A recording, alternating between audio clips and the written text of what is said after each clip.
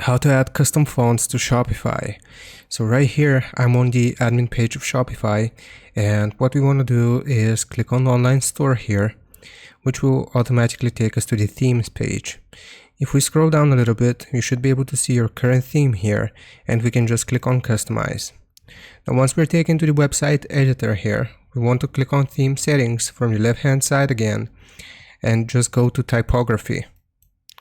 Once we're taken to the typography page here, you will see your font, and we can click on change, which will load a list of some pre-selected fonts. Just give it some time to load here.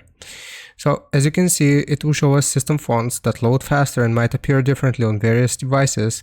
And here you will find a section for different fonts. So these fonts are downloaded onto a visitor's computer and might cause slower load time. So these are the custom fonts here.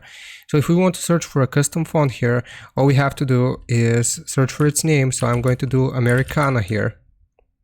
And we will be able to locate the font, and if we want to use it, we'll simply check it like so.